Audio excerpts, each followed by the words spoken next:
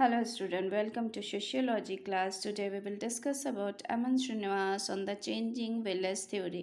आज हम अमन श्रीनिवास के ग्राम संबंधी सिद्धांत को पढ़ेंगे।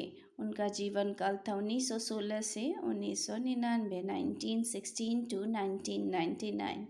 So let's start. Aman Srinivas was born on November 16, 1916 in an Brahmin family in Mysore. He acquired his earlier education at Mysore University and later did his MA under the guidance of G.S. Ghuri at the Bombay. In 1959, Srinivas took up professorship at the Delhi School of Economics and set up the sociology department there.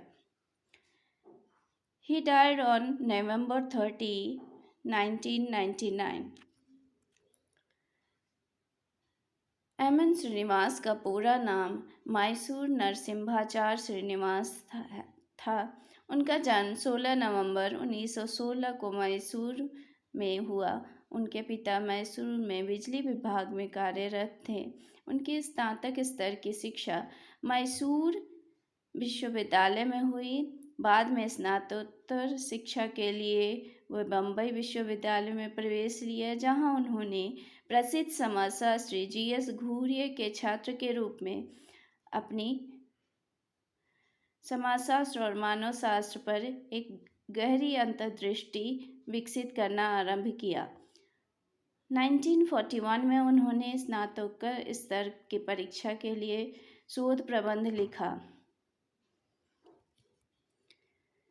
अमन श्रीनिवास पहले विचारक हैं जिन्होंने 2 बार PhD की उपाधि प्राप्त की। PhD की पहली उपाधि उन्हें G.S. घूरिये के निर्देशन में किए जाने वाले शोध पर प्राप्त हुई।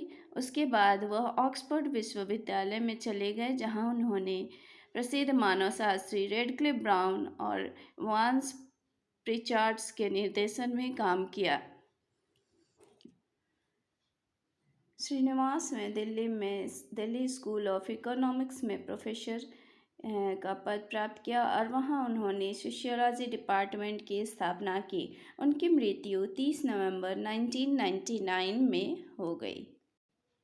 उनकी चर्चित पुस्तक इंडियन विलेज, जिसके अंतर्गत हम चेंजिंग विलेज की थ्योरी को पढ़ेंगे, वो निर्देशन बहुत ही उपयोगी साबित हुआ। Some important funding according to village. इससे पहले हम अपने विलेज के संबंधी थ्योरी को जानने की कोशिश करेंगे। संरचनात्मक प्रकार्यात्मक पद्धति द्वारा आधारित डॉक्टर श्रीनिवास को एक अन्य पुस्तक यानी इंडियन विलेज है, जो उसके द्वारा मैसूर के एक गांव में रामपुरा के अध्ययन पर आधारित है। उन्होंने इस पुस्तक में गांव की जाति व्यवस्था की संरचना और उनके प्रकारों का उल्लेख किया है।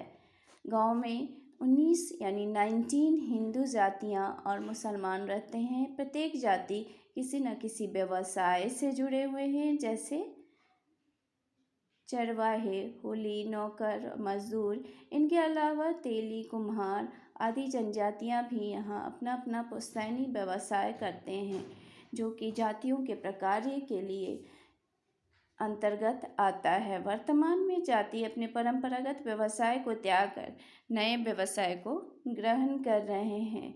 रामपुरा ग्राम के अधिकांश लोग कृषि करके अपना जीवन यापन करते हैं और कृषि भूमि के मालिक अधिकांशतः जमींदार लोग रहते हैं और वे खेतीहर मजदूरों के द्वारा कृषि करवाते हैं।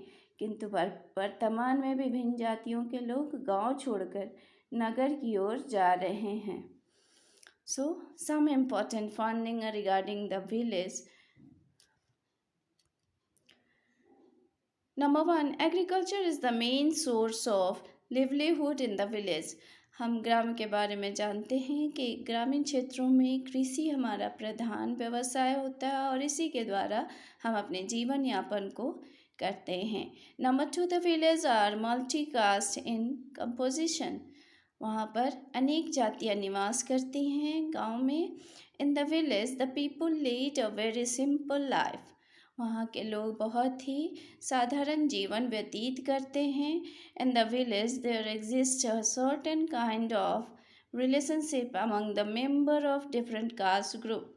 वहाँ के लोग अनेक जातियों के बीच एक अलग तरह का संबंध पाया जाता है। इस तरह हम देखते हैं ये हमारे गांव की विशेषताएं हैं जिसके द्वारा हमारे ग्रामीण क्षेत्र आज भी हमारे देश की नींव मानी जाती है। इस प्रकार हम देखते हैं कि रामपुर आर्थिक दृष्टि से दो वर्ग देखे जा सकते हैं।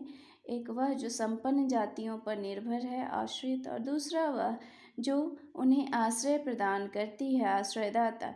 इस प्रकार से निवास ने अपने सभी अध्ययनों में संरचनात्मक प्रकारात्मक उपागम को अपनाकर अनेक अध्ययन किए हैं जो अन्य लोगों के लिए प्रेरणा के स्रोत हैं। एक समय तो इस प्रकार के अध्ययनों की भारत में वारसी आ गई थी, लेकिन after independence major change in the village, बहुत सारे परिवर्तन हुए विलेज में, और इसी को उन्होंने अपनी इस थ्योरी में दर्शाया है कि ग्रामीण क्षेत्रों में किस तरह इंडस्ट्रियलाइजेशन और वेस्टर्नाइजेशन के बाद परिवर्तन आया, उसे हम इस थ्योरी में पढ़ रहे हैं। तो हम लोग देखते हैं कि number 1, changing technology changes.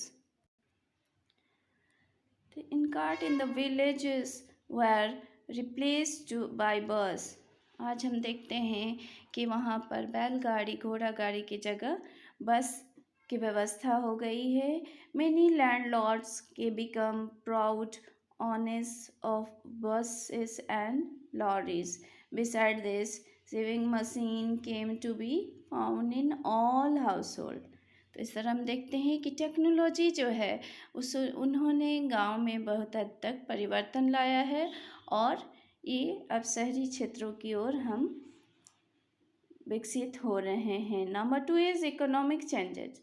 Earlier, the people was directly or indirectly depend upon agriculture for their livelihood. पहले क्या था कि people जो थे वो डायरेक्ट और इनडायरेक्ट किसी भी रूप में कृषि पर आश्रित थे ग्रामीण क्षेत्रों में, लेकिन gradually the importance of her occupation and earning more money has gone on among the village dwellers. अब इसकी जगह हम क्या देखते हैं कि मुद्रा का प्रचलन हो गया है, लोग सर्विस को प्रायोरिटी देते हैं और नगरों की तरह प्रवास करते हैं। Number 3 is political changes. The influence of popular political parties and their visit of politician to the villages and promises of developing and improving their village areas have made the villages politically aware. They have understood their rights to vote and elect their own responsibilities. तो राजनीतिक क्षेत्रों में भी प्रवेश की भागीदारी बढ़ी है ग्रामीण क्षेत्रों के लिए, और वे अब अवेयर हो गए हैं कि उन्हें वोट देना चाहिए, और इस तरह गांव में परिवर्तन हो रहा है। Cultural changes. The influence of religion and supernatural power is decreasing in the villages as the importance of education is increased. People are becoming more and more aware the benefit of education and healthcare. Important changes are being witnessed in the choice of occupation and style of clothes. यहाँ हम देखते हैं कि education ने जगह ले लिया है हमारे रिलीजन की जगह, और लोग समझ गए हैं कि एजुकेशन कितना इम्पॉर्टेंट है उनके जीवन के लिए। तो इस तरह कल्चरल चेंजेस आ रहे हैं। Number 5 is sanskritization. The process of sanskritization are also the visible in the village. The lower caste group are adopting the culture and lifestyle of the higher caste and thus trying to improve their social status. वो higher class के livelihood lifestyle को अपना कर वे उनकी तरह अपने जीवन स्तर को ऊंचा उठा रहे हैं। तो this village as the site of research, Srinivas has contributed to the Indian sociology in a big way. It has not only helped to understand the village better but has also offered an eyewitness account of the changes that are rapidly coming in the village since the time of independence. इस तरह हम देखते हैं कि village की theory के द्वारा उन्होंने ग्रामीण क्षेत्रों में जो परिवर्तन हुए हैं उसे दर्शाया है. Thank you student.